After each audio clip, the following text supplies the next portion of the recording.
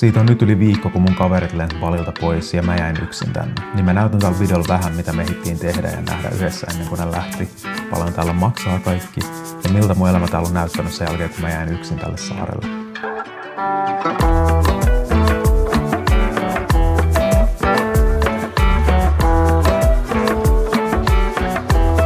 Meidän suurin syy tulla Indonesiaan oli viettää uusi vuosi täällä ja kohteeksi valittiin Kilinsaaret.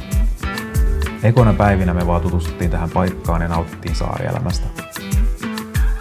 Kilinsaaret on siis vähän yli tunnin venematkan päässä Balilta. Ja venematka tänne maksaa vaan 20, joten jos sä oot tulossa Balille joskus, niin kannattaa lisää nää sun listalle myös. Siitä tuli tietenkin pääilta.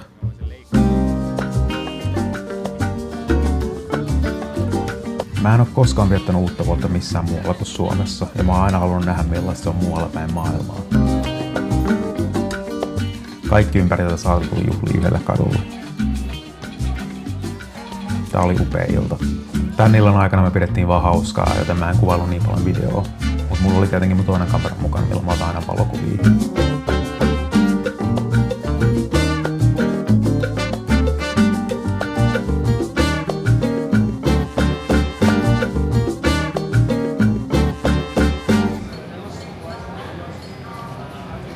Uuden vuoden jälkeen me otettiin vene takas Balille ja mentiin kaupunkiin, joka sijaitsee keskellä viidakkoa ja tunnetaan siitä, kuinka rauhallinen ja spirituaalinen tämä paikka on.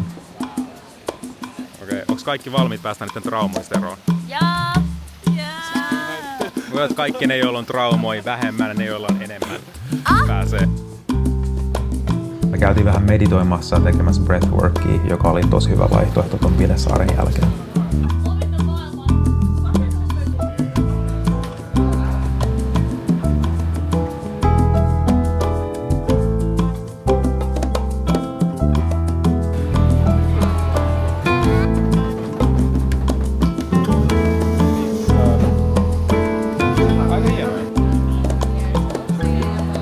Me matkustettiin myös yksi yö syvemmälle kaupunkiin vaan sen takia, että me päästään testaamaan saaren parhaimpia keksejä. Onko se vaan minä vai ajattiinko meidän sikakauas näiden keksien takia? Siis. Tuo on just tollanen märkä keksi.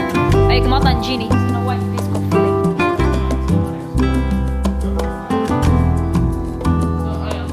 Kun mä olin viimeksi Ubudissa, niin me käytiin kaverin kanssa tällaisessa teetemppelissä, missä oli teetä ympäri maailmaa ja sitä pääsi maistelemaan. Ja mä ajattelin, että mä haluan kyllä tuoda tänne jotain mun kavereita joskus, jos mä oon niitten kanssa Ubudissa, koska tää oli vaan niin hieno paikka. Nyt mä saan vihdoinkin tehdä tän. Tää on teetemppeli. My heaven. On. Mitä? Oh my god, tää on kaunis.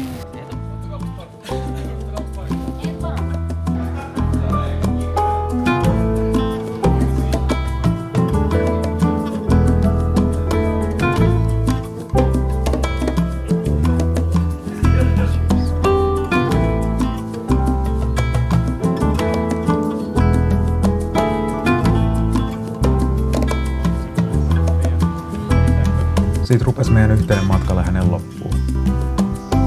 Mä olisin voinut helposti jatkaa matkustamista tämän porukan kanssa vaikka 2 viikkoa lisääkin. Musta tuntuu, että noin 2 viikkoa oli pelkästään nauramista ja ei olisi voinut paremman porukan kanssa lähteä tänne.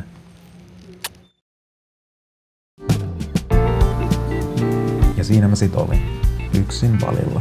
Mutta on loppujen lopuksi Bali, vaikka sä tulisit tänne yksin, niin et sä pitkään täällä ole yksin. Kaverit lähti eilen Suomeen, joten tänään on mun ensimmäinen päivä yksin täällä Balilla. Mä tulin heti aamusta tällaiseen coworking-tilaan, jossa mä oon nyt. Mulla on aika paljon töitä, mitä mun pitää saada aikaiseksi.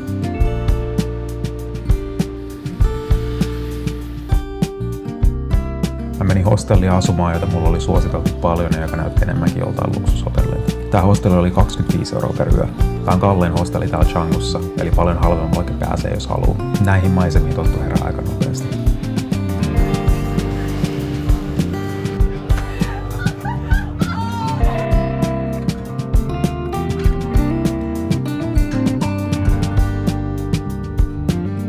Mä oon tullut aamupalalle nyt yhteen mun lempipaikkaa täällä Canggussa. Tää on tosi suosittu aamupalapaikka, niin tää on aamulla tosi täynnä. Täällä välillä ei saa edes istumapaikkaa, mutta täällä on tosi hyvät ruuat ja hintalaatuisuuden on kohdallaan.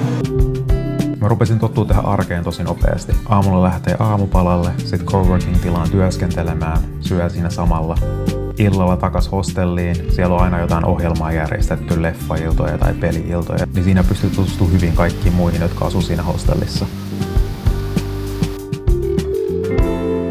Eli me ollaan tultu tänne yhdelle kirppikselle, josta on kuullut paljon hyvää.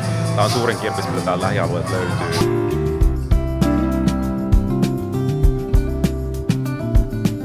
Tää on yllättävän iso. Näillä on alhaalla kahvila ja sitten näillä on tää kokonainen yläkerta, joka on vielä isompi kuin tuo alakerta.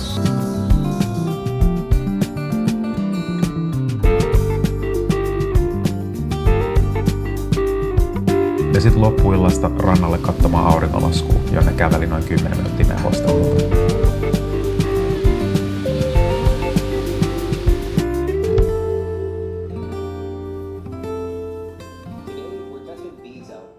Ja sitten tuli ilta, joka muutti mun matkan suunnitelmat täysin. Mulla oli pari tärkeää työjuttuja, joihin mun piti keskittyä, niin mä lähdin tuolta hostellilta ja mä otin oman kämpän viikoksi siitä läheltä. Yhtenä iltana, kun mä sain mun työt hoidettua, niin mä ajattelin, että mä voisin pitää illanistuja sit mun luona.